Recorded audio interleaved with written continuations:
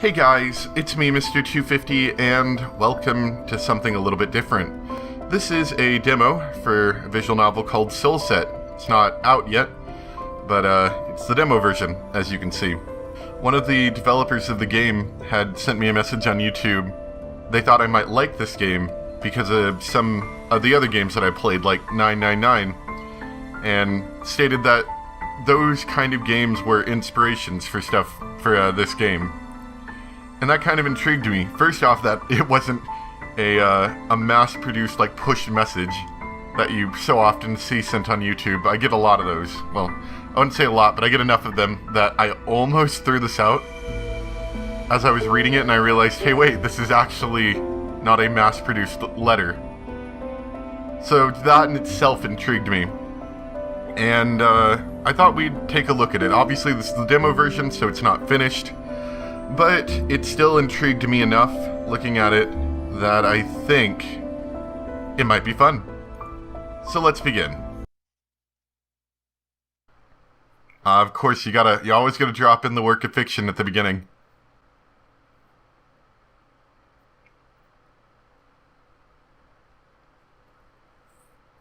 Don't want anyone thinking that what's happening is true. Otherwise, they might call the police and get all up in arms about it.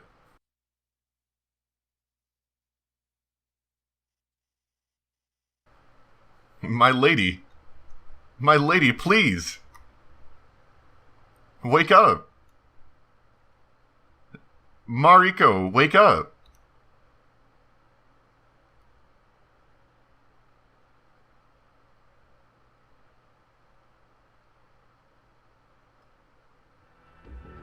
You watched her finally shift on the ground, her senses coming back to her.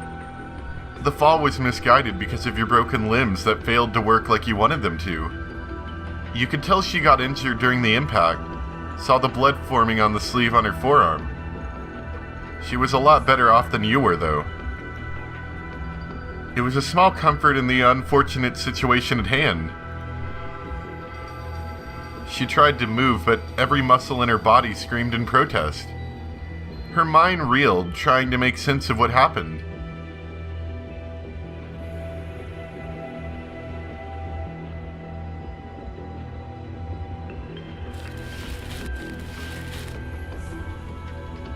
That was one thing I actually kind of enjoyed about just looking at some of the promotional artwork and stuff, was that I thought the art looked pretty good for this game. Give me just a moment. Okay, sorry about that, let's continue. Dang it, Ishin, you're bleeding. Mariko, calm down. There's no need for thou to cry. Oh boy, Old English. They have done thou no harm. And that is what is most important right now. I was unable to save thy mother, though. I apologize. What do you mean? What did...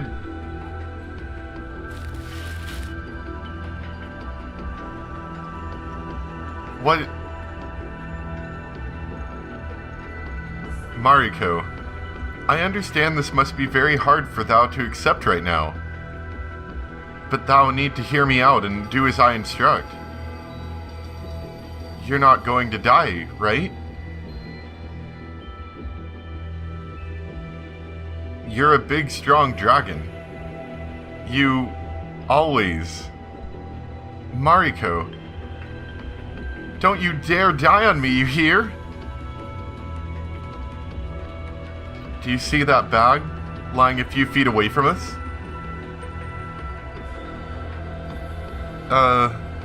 That one? Yes, take it. You watch the girl carry her heavy legs towards the dirty leather pouch.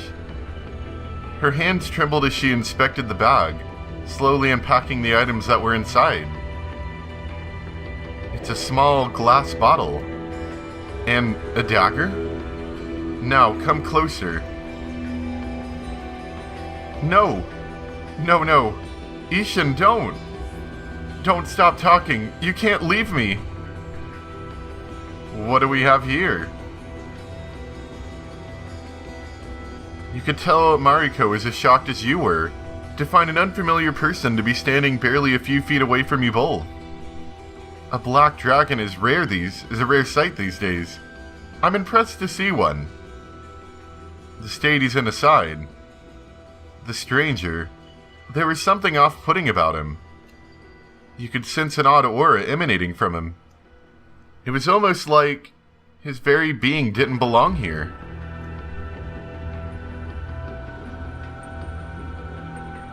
Who are you? Necromancer. Huh? What's a... My. You're good, dragon. How can you tell? The stranger's playful, almost amused tone was nerve-wracking. You could tell that the sight before him didn't bother him in the least. Leave that child alone, I beg of thou. A dragon begging a human? Heh, I'm flattered. But where did you get the idea that I wanted to do anything to this girl in the first place? To be honest, I was just passing through the neighborhood, only to notice a burning mansion and a pair of dead bodies lying nearby. And then I saw a half-dead dragon and... Ishin? That doesn't sound good at all. Scattered bits of memories resurfaced in her mind. Ishin and her were running away from someone. And then, suddenly she realized that there was a worn piece of cloth covering her. The girl jerked up in a sudden rush of panic. Oh, I do like this art. Was she inside of a cave? There was a campfire burning nearby. And the person she had met earlier sat right beside it, staring at her. You're finally awake. Where are we? Where's Ishin? Heh, you should know that better than I do. Well, maybe he's still tired from the rite. Don't worry, he'll answer to you eventually. You mean he's inside of you, yes. His soul, that is. Truly? A sense of hope filled her. Mariko didn't feel that much different as far as she could tell. She could only take the person's word for it. After all that's happened, he had no reason to lie to her, did he? Hungry? You might want to eat something after that little ordeal. You've been out for a while. Mariko couldn't argue, she was starving. She was surprised by the stranger's generosity when he offered a piece of bread to her. Say, mister, how did you do that anyway? You must be some kind of powerful magician. Heh, who knows? Maybe I am. Would you teach me how to do it? My, kids these days. It would take years of practice, sweetheart. Well, that was a bit of a deal breaker. Mariko couldn't possibly imagine this person staying with her for that long. Or staying with her at all, for that matter. With her home burned down to the ground, she needed to figure out what to do next. Perhaps there were still other survivors. She needed to get back to it and look. There were caves in the vicinity, so she imagined they found shelter in one of them. They couldn't have been that far away from the mansion. Who are you anyway? When asking someone's name, shouldn't you give yours first? Ah, my name is Mariko Blairnot. An odd name to be sure, but unique, that's the word I'd use. From the Blairnot family, Interesting. What? Did you know my... No. And that doesn't matter right now. I'm Fedor... Oh, that's gonna be a hard one. Felinche? Felinch? It's nice to meet you. I can go with Fedor, that's okay.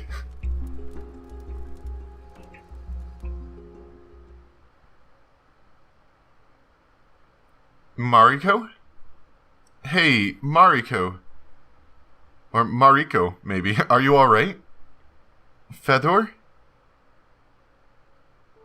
No, you're not. What the... Mariko's head felt heavy, as if it were stuffed with bricks and cotton.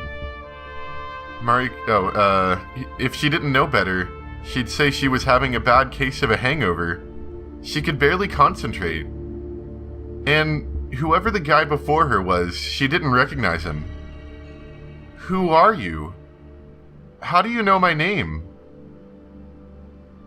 Do I know you? You don't remember either, huh? What's that supposed to mean? Okay, where do I start? We got thrown in here for some reason. It seems nobody can remember anything. Nobody? There are other people here besides us. Other people? Wait, where is here exactly? Beats me. I'm as confused as you are. We weren't inside of the cave, the one she remembered being in barely a minute ago. No, that didn't feel right. Her earlier encounter with Fedor felt like some kind of distant memory. Or even a dream, perhaps. Which was it? She couldn't tell whether it was even a real occurrence or not. Mariko looked to the side, trying to investigate her surroundings. The air around them was heavy with dust. Whatever this place was, it seemed to be abandoned for years. Were they in some kind of basement? None of it made sense. Okay, baby steps. What's the last thing you remember? I shall agree to thy bargain under one condition, Necromancer.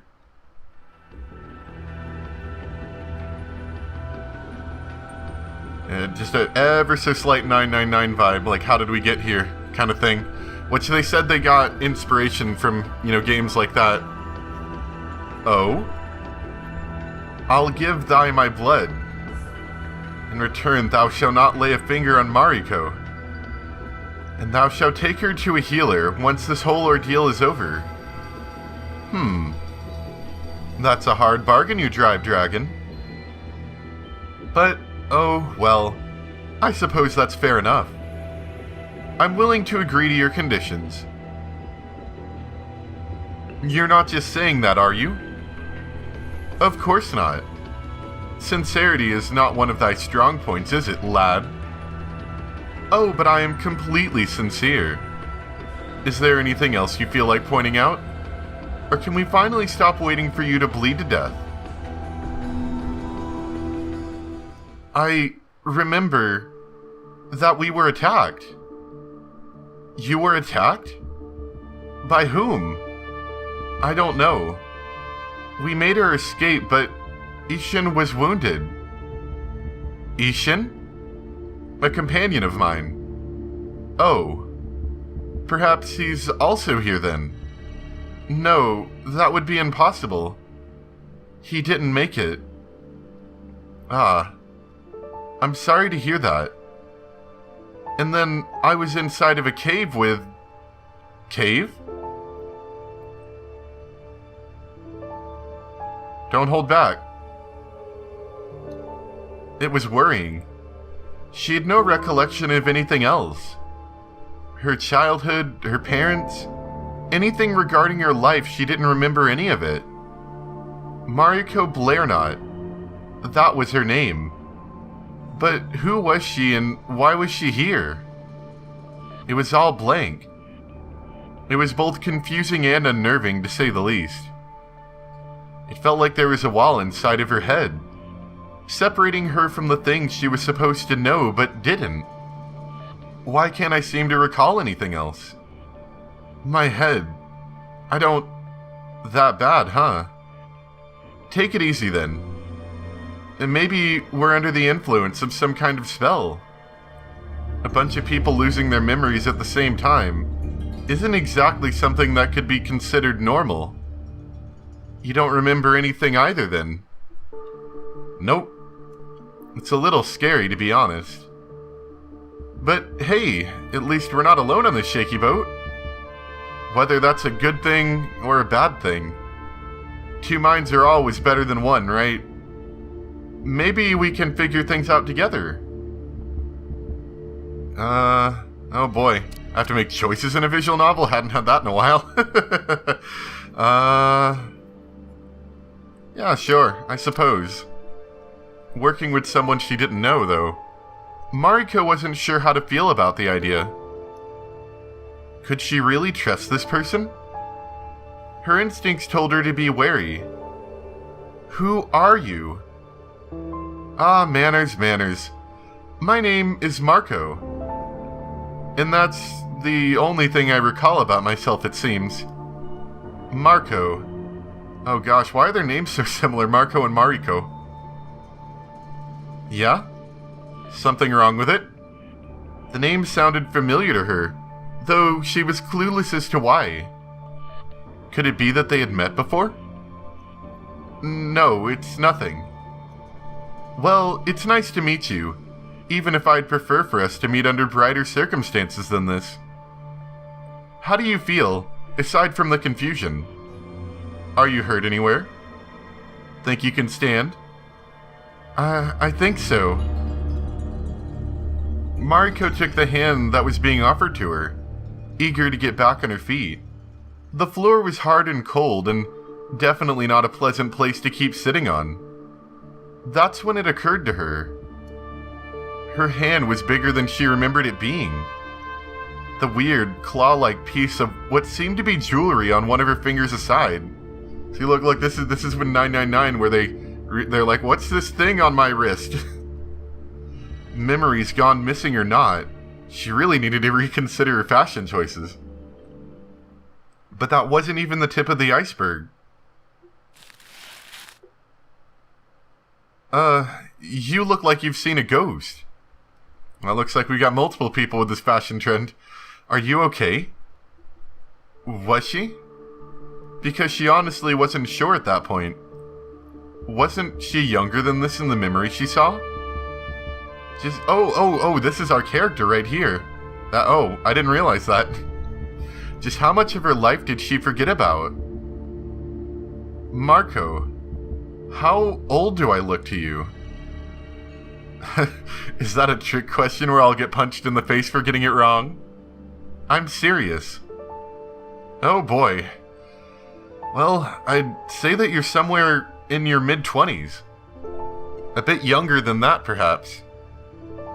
This is a little baffling. And the only thing I seem to be able to recall, I was 14. Yikes. Look at those eyes. Slightly frightening. This whole memory loss thing is worse than I thought. Well, don't worry about it too much.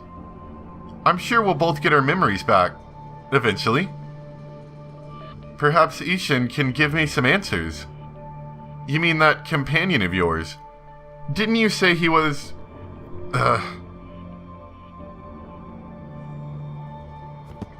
Whoa, hey!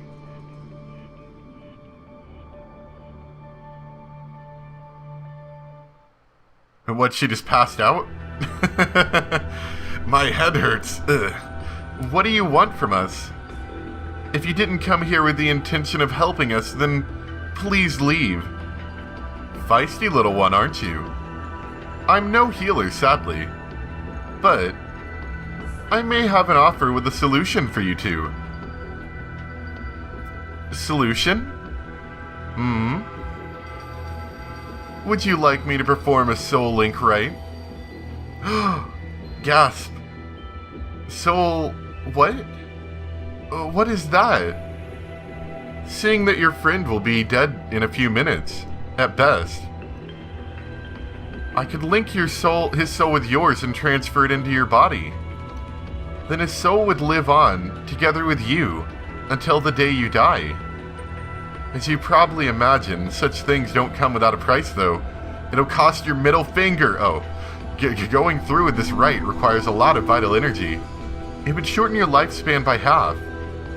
From that point on, your body would alter twice as fast as a normal person's usually would. In other words, I would get to live to my 50s at best. Assuming you don't die by other unnatural means somewhere along the way, yes. Still eager to go through with it? If you were to be honest, that almost sounded like making a deal with the devil. He's a necromancer, that's not far from the truth. However, this person's odd aura aside, he couldn't have been a demon.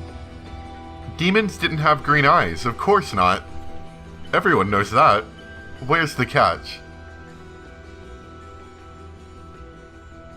I think the catch is that you would lose half your life.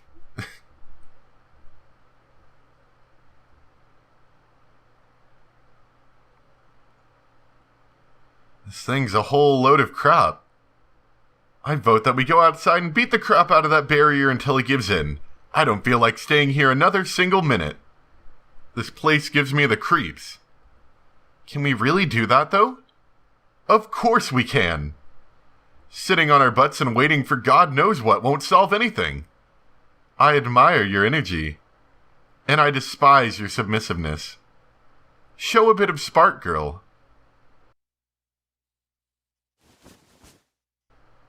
Once again, I do really like these background arts. They're very detailed.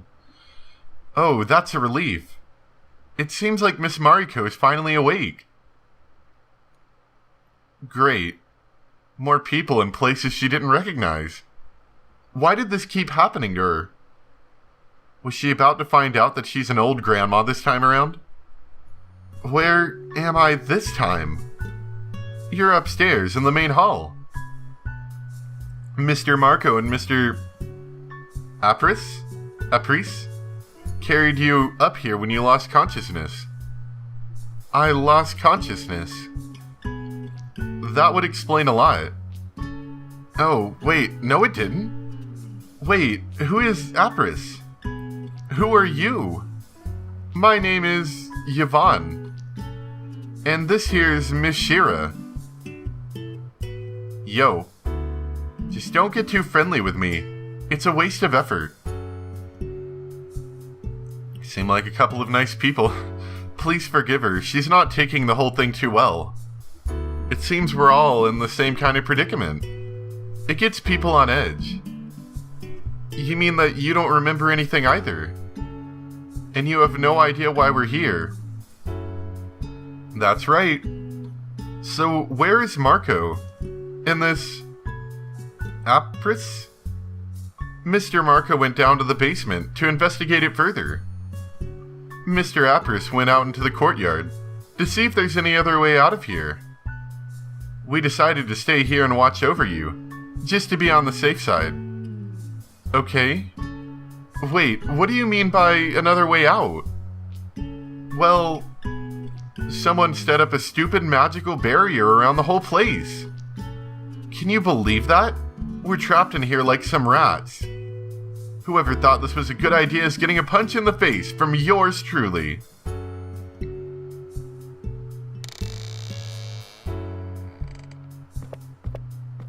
Ah, Mr. Apris, you're back. It's no use. The barrier is a spear. There's no getting out of here until we dissolve it or break it somehow. So we're inside of a stupid bubble. Great. Did you try kicking it? I did, actually. It didn't budge. Well, if it's no use, then it's no use. Oh, Mr. Apris. This is Miss Mariko. She just woke up. Miss Mariko, this is Mr. Apris. Hey, you good? Marco said you almost hit your head when you fell. That would explain the headache, probably. Oh no, are you in pain, Miss Mariko? Hate to interrupt you guys, but I might need some help here. I found another one. Another one? Seriously? Just how many unlucky people ended up here? Wait here.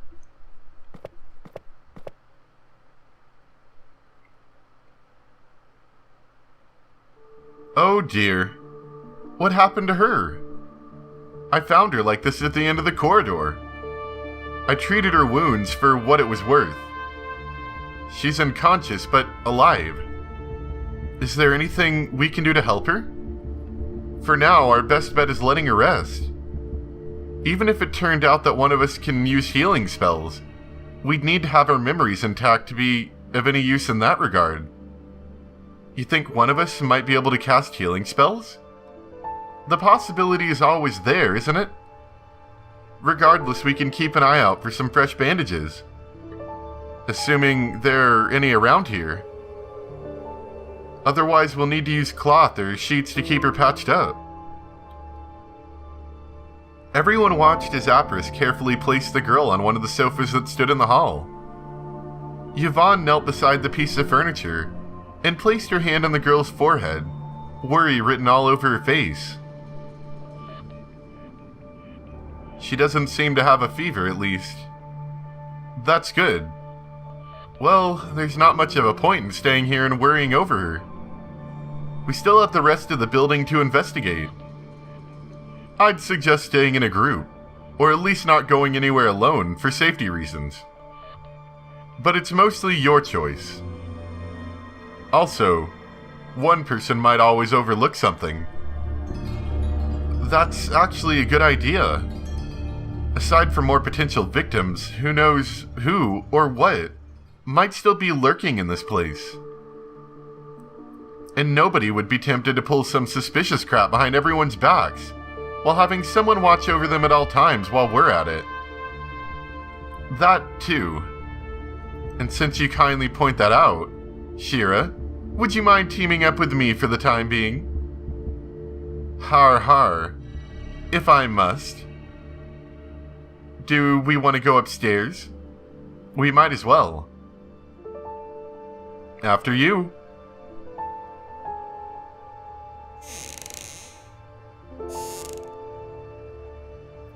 Mr. Apris, would it be alright? Would you be alright with heading to the library with Miss Mariko then? I wouldn't mind staying here and keeping watch over her. I knew it, Yvonne's the murderer. She is, because she's wanting to stay behind. If she were to wake up, it would be good for someone to be with her. Let me be the one to do that then. I'm still feeling a little dizzy. I could use a few more minutes of rest. Alright then. Are you sure you'll be alright on your own? Yes. Just go. Come on, just let her be. We'll try not to take too long.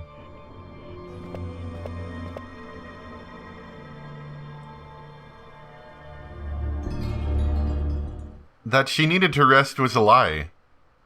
Mariko simply wanted to have a moment to herself and get her scrambled thoughts in order. The sofas seemed inviting, so she let herself sit down on one which was placed right next to the one occupied by the unconscious girl's figure. She didn't recognize this person either. Mariko couldn't recognize a single one of them. Who were they? Why were they here? Did they know one another before ending up here with their memories gone? The whole situation didn't make much sense. But Mariko had some bits and pieces she could work with, at least.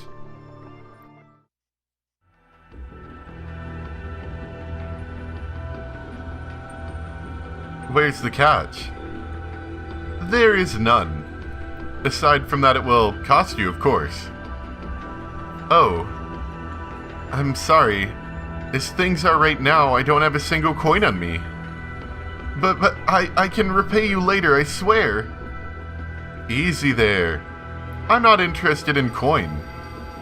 You're not? What do you want in return then? Fedor raised his hand, pointing a finger in your direction. I want some of the dragon's blood in return.